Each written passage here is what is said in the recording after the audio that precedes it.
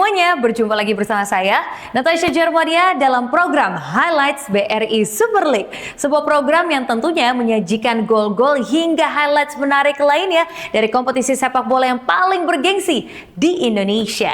Yes, Game Week 10 BRI Super League baru saja usai.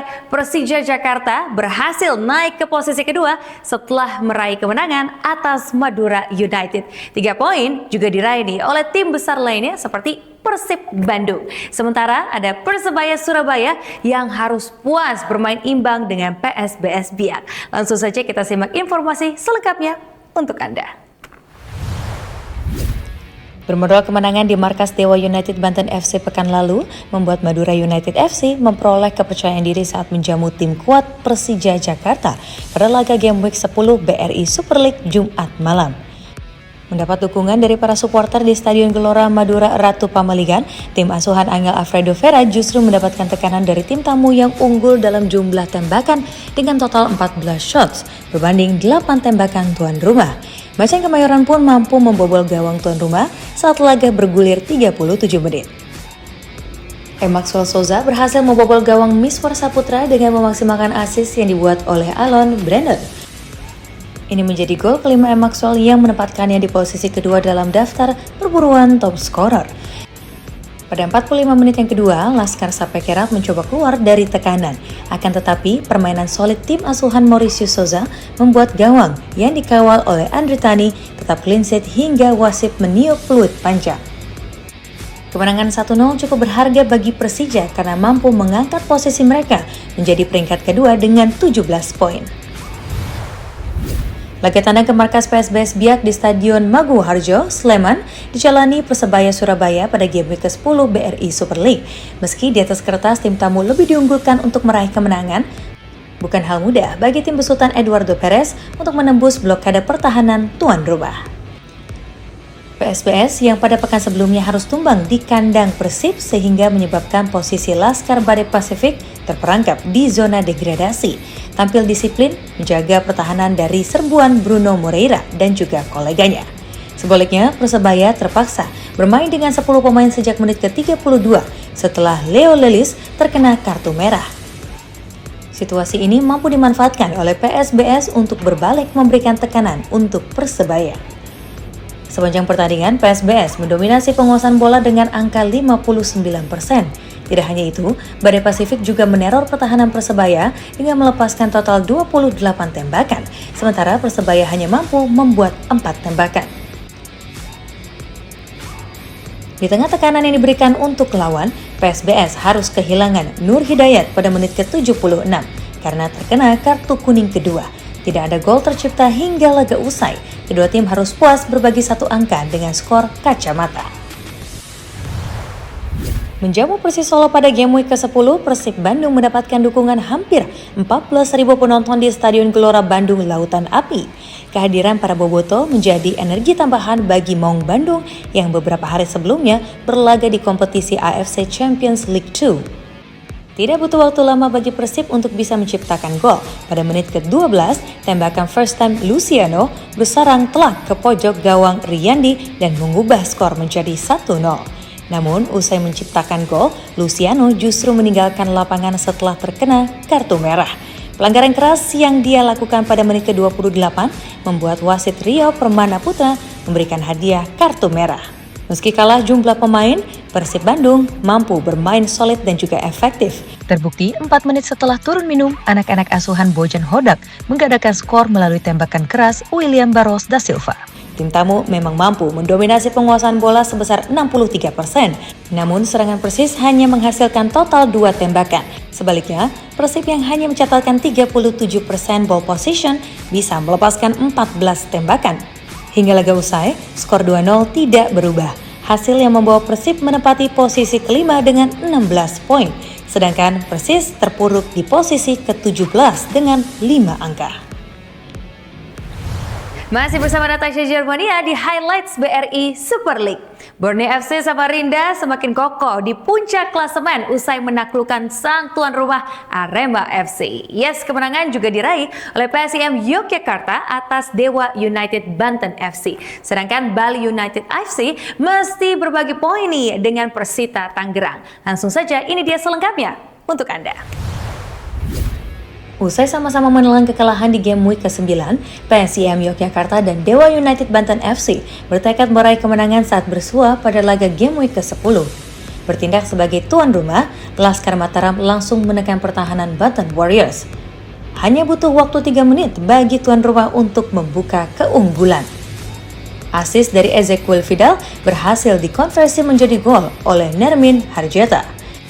Gol cepat ini membuat tim asuhan John Paul van Gassel menjalani sisa pertandingan dengan percaya diri. Pada paruh kedua, Dewa United mencoba menekan tuan rumah. Akan tetapi, penyelesaian serangan yang tidak sempurna membuat tidak ada gol yang bisa dihasilkan. Tim tamu juga harus mengalami kerugian setelah Nick Kuipers harus mendapatkan kartu kuning kedua pada menit ke-52. Kondisi lawan yang bermain dengan 10 pemain dimanfaatkan PSIM untuk menggandakan keunggulan mereka. Kerjasama Vidal dan juga Harjeta kembali menghadirkan malapetaka untuk pertahanan Dewa United. Assist Vidal dimanfaatkan oleh Harjeta untuk mencetak brace pada menit ke-61. Ini merupakan gol ketiga yang ditorehkan striker asal Slovenia pada musim ini.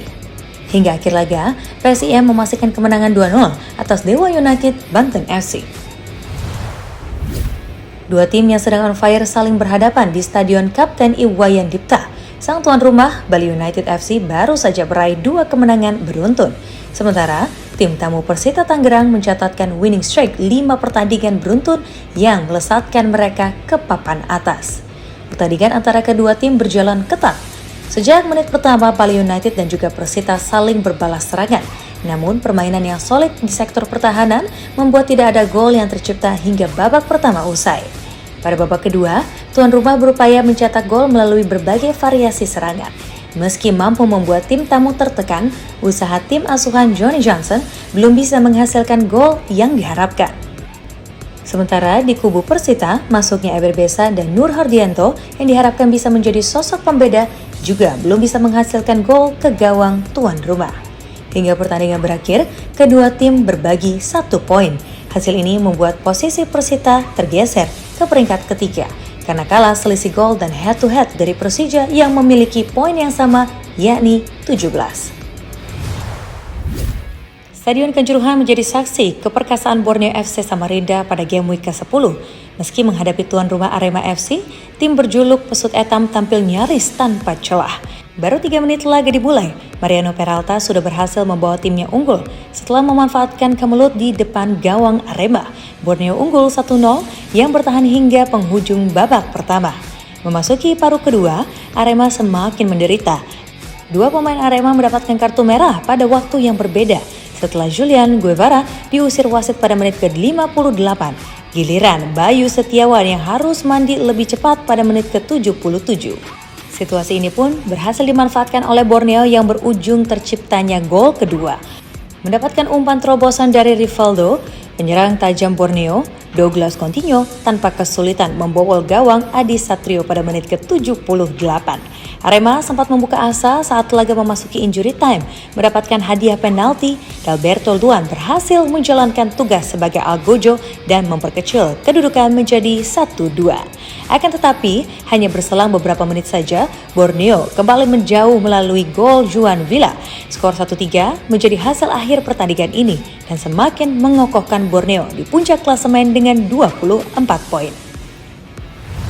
Sobat Liga, terima kasih masih setia bersama Natasha di Highlights BRI Super League.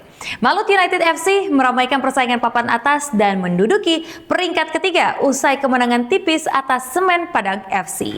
Kemenangan juga diraih oleh Bayangkara Presisi Lampung FC yang menaklukkan Persijap Jepara. Langsung saja ini dia highlights selengkapnya. Dua tim yang sama-sama mencatatkan hasil imbang pada pekan lalu, yakni Persik Kediri dan juga PSM Makassar, saling berhadapan di Stadion Brawijaya. Sama-sama memiliki tren untuk kembali ke jalur kemenangan, keduanya pun langsung memperagakan permainan yang ofensif. Meski tidak terlalu dominan dalam penguasaan bola, tim tamu justru lebih efektif dalam melakukan serangan balik. Beberapa peluang sempat diperoleh oleh pasukan Rembang, yang sayangnya belum menemui sasaran. Babak pertama harus berakhir dengan kedudukan imbang tanpa gol. Pada babak kedua, upaya serangan yang dilakukan PSM akhirnya membuahkan hasil. 8 menit selepas dari kamar ganti, Alex Gomez membawa timnya memimpin setelah memaksimalkan assist yang diberikan oleh Ricky Pratama. Tertinggal 0-1, membuat tuan rumah tidak punya pilihan selain meningkatkan intensitas serangan. Persik akhirnya bisa menyamakan kedudukan pada menit ke-73 melalui gol Emmanuel Garcia yang diawali umpan akurat Ezra Walian. Kedua tim tidak bisa menambah gol pada sisa pertandingan. Skor imbang 1-1 menjadi hasil akhir dari pertandingan ini. Semen Padang FC mencoba menghentikan rentetan hasil minor di pentas BRI Super League. Bermain away ke Stadion Gelora Kiraha yang merupakan markas Malut United FC, tim berjuluk Kabau Sirah kembali harus pulang dengan tangan hampa. Semen Padang sejatinya mampu memberikan perlawanan. Terbukti pada jeda antar babak, kedudukan masih imbang tanpa gol. Kendati Kabau Sirah bermain dengan 10 orang sejak menit ke-41, menyusul kartu merah yang diterima oleh Rosat Setiawan. Namun pada paruh kedua, petaka menimpa tim tamu. Wasit menghukum Semen Padang tendangan penalti. Usai Wakaso terkena handsball di kotak penalti. Kesempatan ini tidak disia-siakan oleh Tiron Del Pino yang maju sebagai eksekutor. Tembakan penalti Del Pino sukses menjebol gawang Arthur Augusto dan membawa tuan rumah unggul 1-0 pada menit ke-77.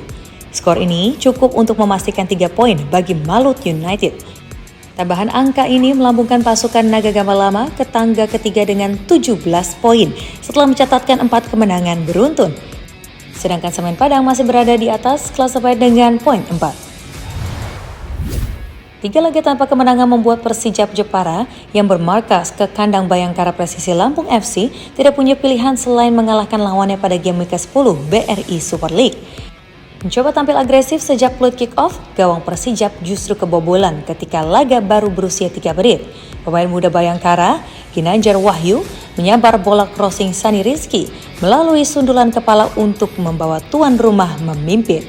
Keunggulan Bayangkara bertahan hingga babak pertama usai.